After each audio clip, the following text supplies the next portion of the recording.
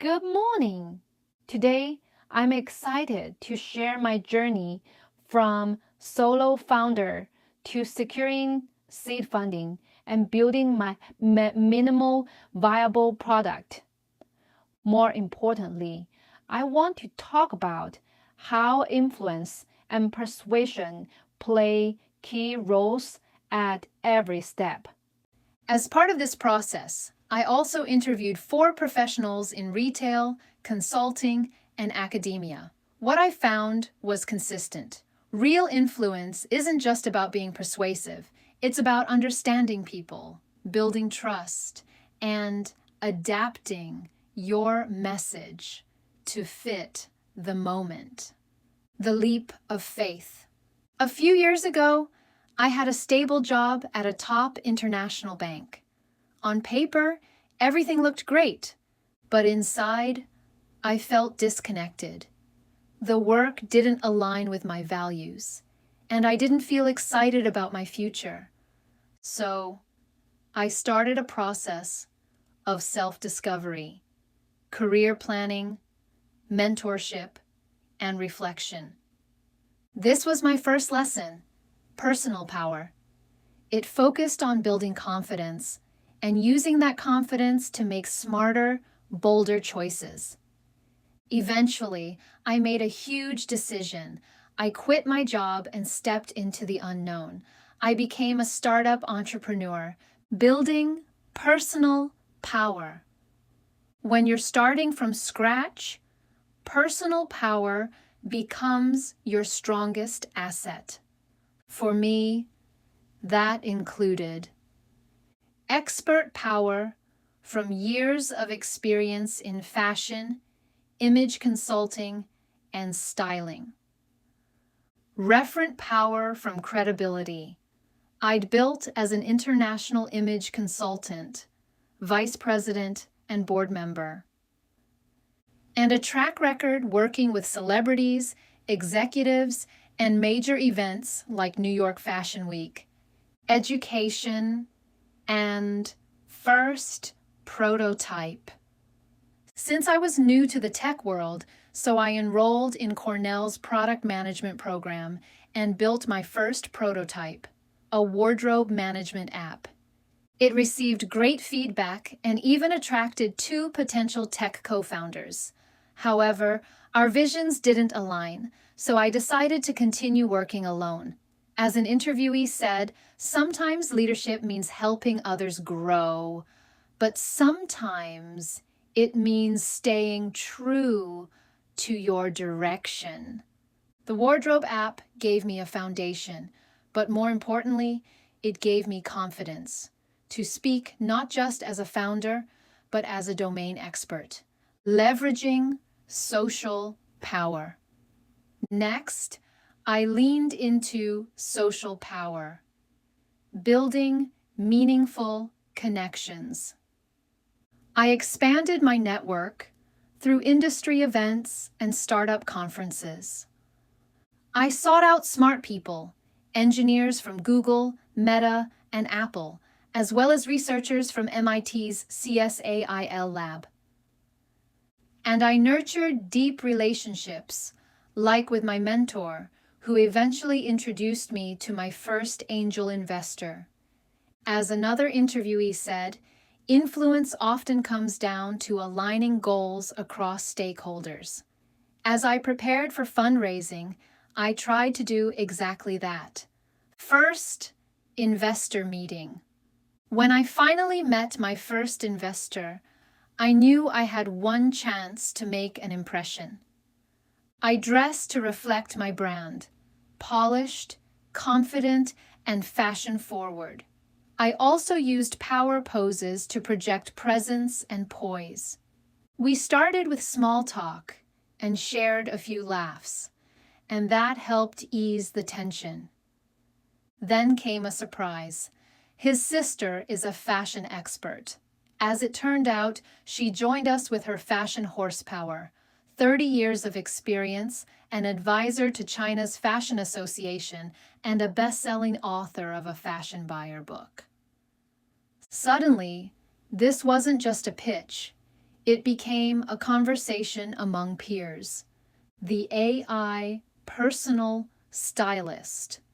When I introduced my product, an AI-powered personal stylist that solves common problems.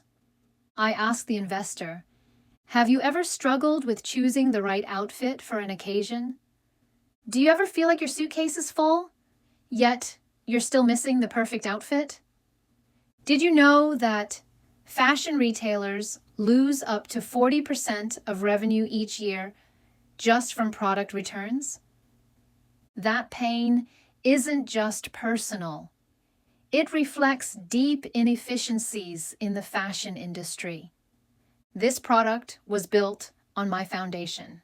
13 image consulting courses at FIT, 9 fashion design courses at Parsons, and 8+ years of helping professionals and celebrities refine their style and confidence. Persuasion tactics. Now, let's talk influence tactics. Here's how I turned interest into belief. First, rational persuasion.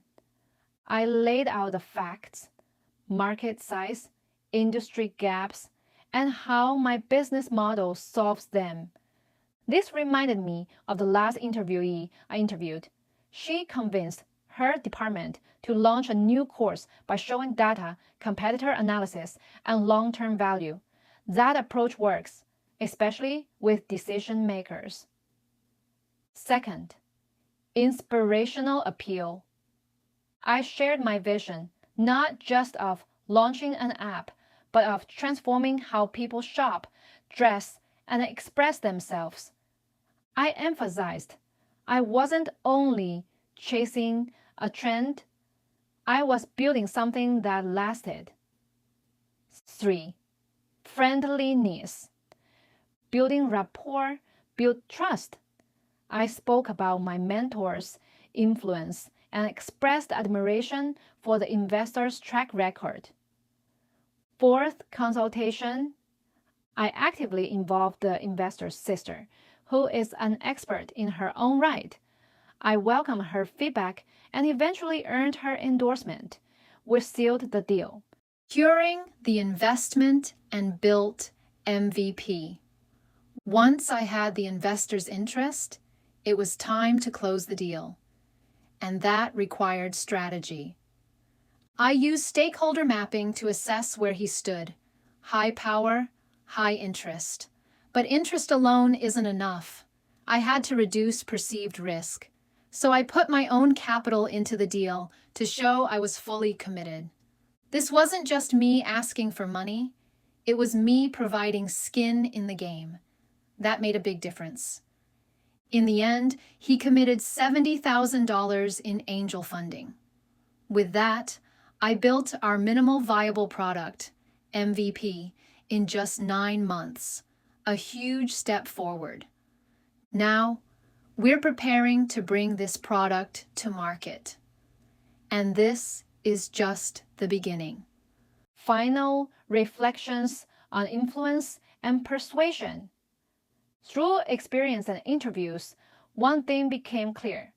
Influence is not about being the loudest voice in the room.